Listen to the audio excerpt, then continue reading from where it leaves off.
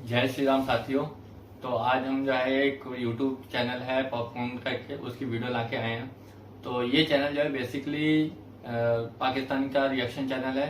और चैनल के reaction video की बात करूँ तो रिसेंटली जो हमारे फॉरेन मिनिस्टर हैं एस जयशंकर, उन्होंने एक बयान जारी किया है जिसमें उन्होंने कहा है कि जो इंडिया है वो यूरोप और अमेरिका दोनों को एक साथ जो है फीड कर सकता है। आज उसके पास इतनी पावर है।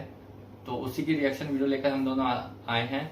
तो पहले वीडियो देखते हैं, उसके बाद जो है आपको रिएक्शन देते हैं। तो चलिए शुरू करते हैं। जो लीडर है मोदी, उसने जो अपने मुल्क के लिए किया ना, काश हमारे मुल्क पाकिस्तान के अंदर भी कोई कर लेता। हमारे मुल्क में क्या हो रहा है, कोई पॉलिटिशियन आता है, कुर्सी पे बैठता है, पैसे लेकर बाहर इंडिया जिस तरह फास्टेस्ट तरक्की कर रहा है वो डेफिनेटली पूरी दुनिया को लीड कर सकता है। इंडिया में आने वाली सारी नस्लें मेड इन इंडिया से खेलेगी, सुई से लेके गाड़ी तक। इंडिया के अंदर कोई चीज़ बिकती है वो ब्रांड के नाम पे नहीं बिकती, वो बिकती है मेड इन इंडिया के नाम पे। और उनकी आवाम, उनके लोग मेड इन इंडिया को सपोर्ट करते हैं, पाकिस्तान वाले नहीं करते। तो उन्होंने दुनिया में नाम बनाया है। वो कहते थे कि नाम बनाओ और आ जाओ हमारे साथ। पाकिस्तान ने अभी तक कुछ भी नहीं किया। पाकिस्तान को यही नहीं अभी तक पता कि यार हुकूमत किसकी है यहाँ पे। अस्सलाम वालेकुम। वालेकुम सलाम। इंडिया के जो फॉरेन मिनिस्टर हैं जयशंकर, उन्होंने बोला है कि India can feed United state and all the Europe. कि वाकई में इंडिया में इतनी पावर है कि दुनिया को वो लीड कर सकता है। यार देखा जाए इंडिया की बिजनेस इकॉनमी और बिजनेस हब के बारे में अगर हम इंडिया का कंपैरिजन करें तो इंडिया बोल सकता है। और जयशंकर जो बात किया ना, उसने बहुत ही अच्छी बात की है। उसने एक हिसाब का अपने इंडिया को उसने अच्छा रिप्रेजेंट करवा दिया है। उसने यूएस की बात की। यूएस छोड़ो यार, एक इंडिया ब्रदर एक ऐसा मुल्क है जो पूरी दुनिया को भी प्रोवाइड कर सकता है और उनके पास चीज़ें अब ख़त्म नहीं होगी। रही बात उनका जो ऑयलिंग है, रशिया के साथ भी उनकी आजकल बातें चल रही हैं। और दूसरी बात उनका ना यार, काफ़ी उन लोगों ने इतनी तरक्की कर लिया कि वो पाकिस्तान को कुछ समझते भी नहीं है। बिल्कुल ठीक कह रहा है वो, क्योंकि जितना बड़ा मुल्क है इंडिया, जितनी ज़्यादा उनकी एग्रीकल्चर सेक्टर है, वो ऑब्वियसली बात है, वो करवा सकता है सब कुछ। आपका क्या ख्याल है इस पर? सर देखिए ना, इतना बड़ा मुल्क है, उनके पास इतनी फसलें हैं कि हम वो वाकई उनको बैठा के खिला सकते हैं, इसमें कोई झूठ नहीं। तो इसमें जो है हमारे जो पीछे के जो लीडर रहे हैं, जो नेता रहे हैं, उनका एक बहुत बड़ा क्रिटिकल रोल है। अगर मैं बात करूं आपके सेकंड प्रधानमंत्री से, लाल बहादुर शास्त्री से, तो एक समय ऐसा था जब इंडिया के पास इतना भी नहीं था कि वो अपनी जो जनता है उसको फीड कर सके, हम लोगों को फीड कर सके, ऐसा हमारे पास भी नहीं था। एक समय का भोजन त्यागा लाल बहादुर शास्त्री के कहने पर पूरे देश ने एक साथ त्यागा। और फिर जो हमारी क्रांति हुई, आज उसका प्रभाव जो है हमें मिला है लगभग 40 साल के बाद। तो ऐसा नहीं है कि हर कुछ बस रातों रातों में हो जाता है। एक लॉन्ग विजन रखना पड़ता है, जो मुझे लगता है शायद पाकिस्तान के पास नहीं है अभी लॉन्ग विजन, कि वो आगे का सोच सके। उनके नेताओं के पास ऐसा लॉन्ग विजन नहीं है जो भारत के नेताओं के पास लॉन्ग विजन रहा था पास्ट में, जिसका फायदा हमें मिल रहा है। देखो सीधी बात समझो, मैं एक बात समझाता हूँ। हिंदुस्तान के अंदर ना 60 से 70% जनता ऐसी है जो वनस्पति पे डिपेंड करती है ना, वनस्पति मतलब वेज पर। और पाकिस्तान के अंदर जो है ना 99% जनता ऐसी है जो नॉन वेज पे डिपेंड करती है।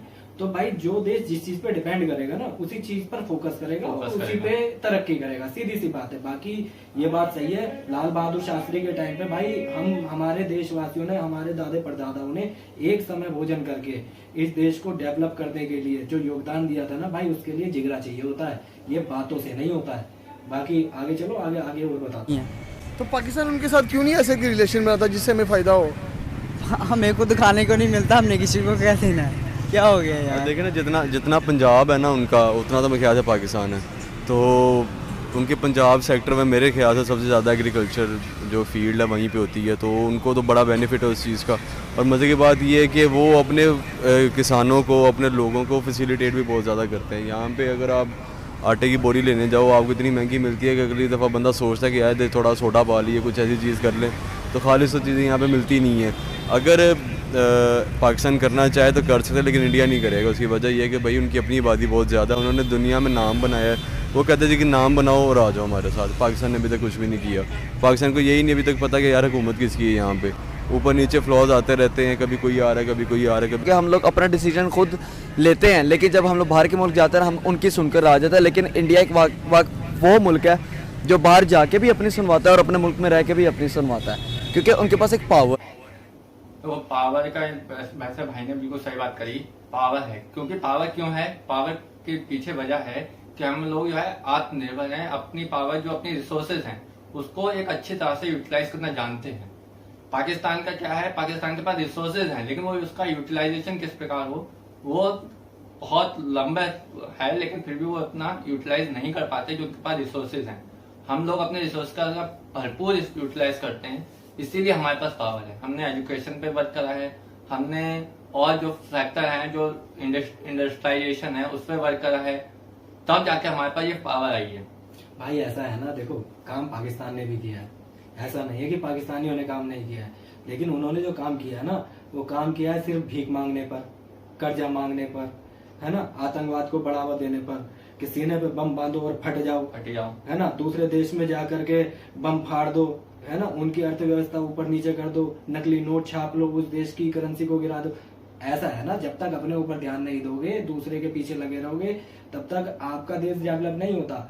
आपने सारा का सारा पैसा तो आतंकवादी और सेना पे लगा दिया, घुसपैठ करने में लगा दिया, है ना, तो आपके रिसोर्सेज आपके लिए कहाँ पर उपयोग में आएंगे? आप सीधी सी बात हमें ये समझाओ। हमारे पास रिसोर्सेज थे, हमने अपने देश को मजबूत करने के लिए काम किया, जिसका फायदा आज की जनता को और आज की जनरेशन दोनों को मिल रहा है और फ्यूचर में भी मिलेगा और आगे भी मिलेगा अगर ये काम ऐसे ही चलता रहा। इनके रोने के पीछे जो मेन कारण है वो सिर्फ यही है कि इन्होंने सिर्फ आतंकवाद को बढ़ावा दिया और कट्टरवाद को बढ़ावा दिया, जिसकी वजह से आज इनको रोना पड़ रहा है, इनके पास रोटी नहीं है। आगे चलिए, आगे और बताता हूँ। जो हमारे पास भी है लेकिन हमें उसको यूज़ नहीं आता करना। यार इंडिया हमारे साथ सुलह क्यों नहीं करता, हमें फ़ायदे क्यों नहीं देता है? हमारे जो हिस्ट्री में चीज़ें हुई हैं इसके साथ कौन हमारे साथ करेगा? मान लिया कि हमारे पास स्ट्रॉन्गेस्ट आर्मी है, लेकिन उसका क्या फ़ायदा जब हमारा मुल्क ही नीचे को। ये मजाक है स्ट्रॉन्गेस्ट आर्मी, है ना, मैं इसलिए कह रहा हूँ इस बात को भाई, सीधी सी बात है, जितनी बार लड़े, मुंह की खाई, पीटे, माफी मांगी और ये कह रहे हैं इनके पास स्ट्रॉन्गेस्ट आर्मी है। अबे कौन सी स्ट्रॉन्गेस्ट आर्मी की बात कर रहे हो? स्ट्रॉन्गेस्ट आर्मी किसे कहते हैं पता है? स्ट्रॉन्गेस्ट आर्मी का मतलब है हिंदुस्तान, भारतीय आर्मी, है ना, इसे कहते हैं स्ट्रॉन्गेस्ट आर्मी। पहले बात समझ लो, उसके बाद स्ट्रॉन्गेस्ट आर्मी वाला शब्द यूज करना सीखना। बाकी चलो, बाकी आप जो पाकिस्तानी ये वीडियो देख रहे हो वो मुझे वो एक उदाहरण देते हैं 65 का। आप मुझे बता दो, आपने 65 में जंग लड़ी, आप जीते, मान लो आपकी मान लेने, चलो ठीक, क्यों आप जीते, अगर आप जीते भी तो क्या मिला आपको? कुछ लेके गए? कुछ भी नहीं ना। अरे कहाँ से जीते? तो जीते ही नहीं। कहाँ से जीते? जो आपको जमाल भट्टा पला दिया, आपने उसको सच मान लिया। जी जीते, ये हकीकत क्या है वो उससे आप कोसों के कोसों दूर हैं, आपको हकीकत का बिल्कुल भी पता नहीं है कि क्या हकीकत है। भाई सीधी बात समझो, केवल आपको राजनीति के लिए यूज किया। बिल्ली के आंख बंद कर लेने से सूरज नहीं छिप जाता, है ना, तुम्हारे बोलने से तुम जीते नहीं जाओगे। जीतने के लिए भाई स्ट्रगल करना पड़ता है। जब पूरा विश्व मिलकर के इस बात को कहता है ना कि हाँ इन्होंने जीत हासिल किया, उसे बोलते हैं जीत, है ना। अपने घर में ढिंडोरे पीट दो जी, हम जीत गए, लहंगा उठा के नाच लो, इसे जीत नहीं कहते हैं, सीधी सी बात समझो। बाकी और जलील करूंगा, आगे चलो। 71 में 93,000 और जलील करूंगा मेरे ख्याल से पूरे इतिहास में वर्ल्ड वॉर 2 के बाद 93,000 सैनिकों का जो सरेंडर हुआ था वो पूरी दुनिया में जाहिर है, पूरी दुनिया के लोगों को पता है, उसमें कोई बताने वाली बात नहीं। बाकी देखते हैं, आगे देखते हैं। गूगल पे सर्च मारो ना, गूगल पे सर्च मार लो, सब कुछ मिल जाएगा। बाकी आगे नीचे जा रहा है, इसका कोई फायदा नहीं है। स्ट्रॉन्ग आर्मी रखने का क्या फायदा? कुछ भी नहीं, फायदा नहीं है। वो बस आपकी बाउंड्री प्रोटेक्ट करता है। इंटरनल इश्यूज कौन देखता है? आपके पॉलिटिशियंस कुछ भी नहीं कर रहे। आपके मुल्क में पिछले दिनों क्या दंगे फसाद हुए हैं, उसको किससे देखना है? यानी मेरी रिजल्ट आपको यही नजर आ रहा है। इवन के कितनी इंटरनेशनल कंपनीज है पाकिस्तान से मूव आउट कर रही हैं, क्यों? हमारे अपनी हरकतें नहीं सीधी हो रही। इंडिया एक वो मुल्क है जिसके अंदर वो अपनी टेस्ला के मुकाबले में एक भी गाड़ियाँ बना रहे हैं। हमारी यहाँ पे जो सिविक है, सिविक यहाँ पे कोई आ जाती है 80-90 या अब ज़्यादा हिसाब लगा लो 1 करोड़ की है। उनकी एक गाड़ी मैंने रिव्यूज़ में कल देखी थी, कोई महिंद्रा करके आए, मुझे नाम नहीं याद आ रहा यार, सिविक से भी बड़ी गाड़ी थी और उसकी प्राइस कितनी थी? 15 से 16 लाख। बिल्कुल ऐसे ही, और वो डिज़र्व करती थी गाड़ी, क्योंकि वो पावर रखता है, उनके पास इतने एहसासे और इतने रिसोर्सेज हैं। अगर आईटी सेक्टर की तरफ जाएं तो उनका आईटी सेक्टर बड़ा स्ट्रॉन्ग है, ठीक है, और डिफरेंट डिपार्टमेंट भी उनके काफ़ी स्ट्रॉन्ग है। मादनियात की तरफ जाओ तो उनकी इंपोर्ट एक्सपोर्ट भी काफ़ी हाईएस्ट और स्ट्रॉन्गेस्ट है। उसके अलावा उनकी आबादी भी बहुत ज़्यादा है। आबादी ज़्यादा होने की वजह से उनके पास जो बिज़नेस है वो भी ज़्यादा है। तो इंडिया ना पावर रखता है, इसलिए वो ओपनली इसमें आबादी का एक मुद्दा आया था। देखो आबादी जो है, आबादी होना और आबादी का यूटिलाइजेशन करना, उसको सही स्किल देना, दोनों एक अलग मैटर है। आबादी का कोई फायदा नहीं जब तक वो स्किल्ड ना हो, और इंडिया ने स्किल डेवलपमेंट पर वर्क किया है, इसलिए आबादी का आपको फायदा लग रहा है। और अगर जितने भी देश ने, जो भी डेवलप्ड देश हैं, मेरे ख्याल से सब ने जो है स्किल पे वर्क करा है, तब वो आज जाके जो है आबादी का उनको यूटिलाइजेशन मिला है, उनको फायदा मिला। भाई आबादी बढ़ाने में और देश को आगे बढ़ाने में दोनों बातों में फर्क होता है। ये लोग सिर्फ आबादी बढ़ाने को ही देश की तरक्की समझ रहे हैं, ठीक है ना। बढ़ाओ आबादी, आबादी हमारे यहाँ की ज्यादा है, ठीक है ना। हम उसे मैनेज करना हम समझते हैं भाई कि उस आबादी को कैसे एक तरीके से एक फील्ड में लगाया जाए ताकि उस फील्ड में उसको फायदा मिले। सीधी सी बात है, हम समझते हैं उस चीज को। तुमने क्या किया? तुमने बम बांधना सिखाया, पत्थर उठाना सिखाया, फतवे जारी करना सिखाए। आज तुम्हारी जनता भीख मांग रही है सड़कों पे, खाने को आटा नहीं है। आपस में राजनीति में देखो कैसे लड़ मर रहे हो, ठीक है। क्या है तुम्हारे देश के नेता? अभी नेताओं की बात चल रही थी ना, तो भाई तुम्हारे देश के नेता हैं क्या? इस्लामिक राष्ट्र को लेकर के, इस्लामिक देश को लेकर के अलग हुए थे ना। क्या पा लिया भाई? काम करना पड़ता है, अपना दम दिखाने के लिए काम करना पड़ता है। तुमने क्या काम किया? सिर्फ आतंकवाद को बढ़ावा देना, ये तुम्हारा काम था। आज तुम रो रहे हो, खून के आंसू रो रहे हो। भाई जैसा करोगे वैसा भरोगे, सीधी सी बात है। आगे चलो, आगे बताते हैं। चैलेंजेस है उस पे 110% अगर आप नहीं कह सकते तो 80% ज़रूर वो उस पे उतरता है। जिस तरह के देखा जाए माइक्रोसॉफ्ट के सीईओ हैं, उन्होंने लास्ट टाइम एक मैसेज कन्वे किया था, होपफुली सोशल मीडिया पे आप लोगों ने भी देखा हो, कि अगर उन्होंने कहा था कि अगर इंडिया के जितने भी एम्प्लॉयज़ माइक्रोसॉफ्ट कंपनी में काम कर रहे हैं, अगर मैं उन्हें निकाल भी दूँ ना, तो ये लोग इंडिया वापस जाकर अपना यानी कि माइक्रोसॉफ्ट या फिर इससे रिलेटेड कोई हब या कोई प्लेटफॉर्म ऐसा तैयार कर सकते हैं जिससे ये अच्छा अर्न कर सकें। इंडिया इतना एडवांस हो गया है कि जैसे हमारा मुल्क पाकिस्तान, हमारे यहाँ पे ना सुई भी हम मेड इन पाकिस्तान ही बनाते हैं, और तज्जियाकार ऐसे बैठे होते हैं कि अल्लाह माफ़ करेगा, पता नहीं क्या क्या करेंगे। लेकिन ये है कि इंडिया में अगर कोई चीज़ बनती है ना, वो टंके की चोट पे कहते हैं this is made in India. अगर आप कोई भी ब्रांड देख लें, लिवाइस देख लें, कोई भी देख लें, वो उसके ऊपर टैग लगा था मेड इन इंडिया, इंटरनेशनली वो सेल होता है वहाँ पे। अगर पाकिस्तान के बहुत गिने चुने का मेरे मुताबिक तो है ही नहीं। अगर मैं ये शर्ट भी पहन के यहाँ पे खड़ा हूँ तो ये भी मेड इन चाइना। इंडिया के अंदर अगर कोई चीज़ बिकती है वो ब्रांड के नाम पे नहीं बिकती, वो बिकती है मेड इन इंडिया के नाम पर, और उनकी आवाम, उनके लोग मेड इन इंडिया को सपोर्ट करते हैं, पाकिस्तान वाले नहीं करते। इंडिया में आने वाली सारी नस्लें मेड इन इंडिया से खेलेगी, सुई से लेके गाड़ी तक। गाड़ी तो वैसे ही उनकी वो चाह रही है ना, एक बात कर रहा हूँ, सुई से लेके गाड़ी तक मेड इन इंडिया में खेलना उन्होंने। यूरोप को नहीं, वो पूरी दुनिया को फीड कर सकता है। इंडिया के पास इतनी पावर आ चुकी है। इंडिया के अंदर दूसरा वर्ल्ड कप होने लगा है। क्यों? क्योंकि उन लोगों ने अपना इंटरनेशनली लेवल बहुत अच्छा रखा हुआ है। बीसीसीआई उनकी हमारी पीसीबी से ज़्यादा स्ट्रॉन्ग है। ऑटोमोबाइल इंडस्ट्री में भी क्या वो छा जाएंगे जैसे हर तरफ छाए हुए हैं? छा गए ब्रदर, आपको पहले बताया तो है। उनकी इतनी सिविक से भी अच्छी गाड़ी उनकी 15 लाख के अंदर मिल रही है, यही पाकिस्तान के अंदर मिलती ही हो। ये पीछे जो गाड़ी खड़ी है, ये मजाक में 50-60 को तो हाथ भी नहीं लगाती होगी यार। ब्रदर सीधी सा बात है, इंडिया सबका बाप बन चुका है। उसको हराने के लिए ना हमें इंडिया समझ लें हमारे से 10 से 20 साल आगे चला गया। इंडिया सबका प्यो बन, जिस हिसाब से ये लोग कहें 10-20, ये लॉन्ग फिगर है। जिस हिसाब से इनके हालात हैं, ये मेरे ख्याल से 100-150 साल भी अगर मैं कहूँ ना तो वो भी कम है। क्योंकि जिस हिसाब से इन लोगों की थिंकिंग होती जा रही है ना डेवलपमेंट को लेकर, अगर ये उसी थिंकिंग पे चलते रहेंगे तो 100-150 साल में भी आज के इंडिया से तुलना नहीं कर पाएंगे। मेरे ख्याल से इससे ज़्यादा बेकार जो है रिसोर्सेज, इससे ज़्यादा जो बेकार किस्मत पाकिस्तान की हो, मेरे ख्याल से बहुत ज़्यादा ही स्थिति खराब हो जाएगी। जो कहते हैं ना हम आदिम युग, ये कहीं उसमें एंटर ना कर जाए, कई बार तो ऐसा लगता है। देखो ये कार से उस पर आगे खच्चर गाड़ी पर, है ना, खच्चर गाड़ी से पैदल आ जाएंगे। ये पहुंचने वाले हैं पाषाण युग में। जो हम किताबों में पढ़ा करते थे ना कि आदमी पत्थरों से हथियार बनाता था, ये करता था, वो करता था, हरकतें इनकी वही हैं, वही पहुंचना है इन्हें, और कुछ नहीं करना। ठीक है भाई, आज इनके मुंह से निकल रहा है कि हिंदुस्तान सबका बाप है। मतलब इस चीज को नोट करना, शायद आप लोगों ने कर लिया हो, बहुत बड़ी बात है। कि पाकिस्तानी इस बात को बोल रहे हैं कि आज हिंदुस्तान सबका बाप है, वो पूरे वर्ल्ड के अंदर लीड करने की क्षमता रखता है।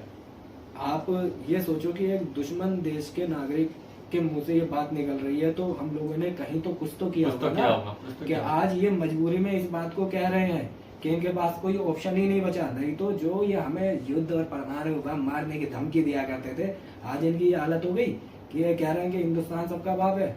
तो भाई ये जज्बा कमाना पड़ता है, ऐसे ही नहीं आ जाता। तुम फतवे तक रह गए, हमने काम किया, तो आज हम पूरे विश्व को लीड करने की क्षमता रखते हैं। आज पूरे देश में हमारे यहाँ की क्या कहते हैं राजनीति की चर्चाएं होती हैं, हमारे काम की तारीफ होती है। तुम करके दिखाओ ऐसा कोई काम, अबे कर ही नहीं सकते। आगे चलो, आगे वो रोस्ट करते हैं। उसको हराने की ना पूरी दुनिया एक साइड पे कर लो, इंडिया अकेला एक साइड पे। यार इंडिया को अब हराने के सोल्यूशन ही हमें चाहिए। बस हमें अगर पाकिस्तान ने तरक्की करनी है ना, तो हम उनके साथ ना बैठ के ना टेबल टॉक करें, ताकि हमारा भी बेनिफिट हो जाए, उनका तो हमारे से कोई बेनिफिट नहीं होगा। मार्केट को कोई मुल्क कैसे बीट कर सकते हैं? कोई अकेला मुल्क कर सकता है ब्रदर? इंडिया एक साइड पे, पूरी दुनिया एक साइड पे नहीं कर सकते, कुछ भी नहीं हो सकता। उनके पास दुनिया के जितने बड़े अमीर लोग हैं सारे इंडिया में बैठे हुए हैं। आपके टाटा कंपनी का ओनर भी वो है। बड़ी बात, एशिया के सराउंडिंग एरियाज़ के अंदर सबसे पहली एप्पल की ब्रांच ओपनली ऑफिशियली कहाँ पे हुई है? इंडिया में हुई है। पाकिस्तान में क्यों नहीं हुई? क्योंकि हमारे मुल्क के कर्जे नहीं उतर रहे, वो नहीं जाएगा, उसकी उम्मीद ही नहीं है, कोई उम्मीद नजर नहीं आ रही। पाकिस्तान ने तो एक चीज़ पर रिकॉर्ड कायम किया कि सबसे ज़्यादा स्टूडेंट स्टैंप लगा के बाहर के मुल्क गया। क्यों? हमारे मुल्क में कोई उम्मीद ही नहीं है, कोई भी उम्मीद नहीं है। इंडियन स्टूडेंट्स अपने मुल्क में जॉब करना पसंद करते हैं। उनका मुल्क भी तो देखे ना भाई, क्या चीज़ है। पहले हम लोग समझते थे कि यार पाकिस्तान भाई क्या बात है, 2014-15 के अंदर बड़ी वाह हुई थी कि पाकिस्तान, लेकिन उसके बाद जो इंडिया ने अपना स्टैंड लिया उन लोगों ने अलग ही किया। बेशक मोदी जैसा मर्जी है, लेकिन उसने अपने मुल्क को सीधा किया है। उसने आवाम से टैक्स जितना मर्जी लिया हो, उससे टैक्स लगा कर दिखाया भी है। इनके भी मुकाबले, उसके मुकाबले क्या थूक के बराबर भी नहीं हमारी ऑरेंज लाइन ट्रेन, जो उन लोगों ने अपनी ट्रेन बनाई हुई है, और वो भी बनी मेड इन इंडिया के अंदर। हमारी मेड इन चाइना जापान से आ रही है। यार जो मर्जी है इंडिया, यार मैं उसको मुंह पे कहता हूँ यार हमारा दुश्मन मुल्क है, लेकिन उनका जो लीडर है मोदी, उसने जो अपने मुल्क के लिए किया ना, काश हमारे मुल्क पाकिस्तान के अंदर भी कोई कर लेता।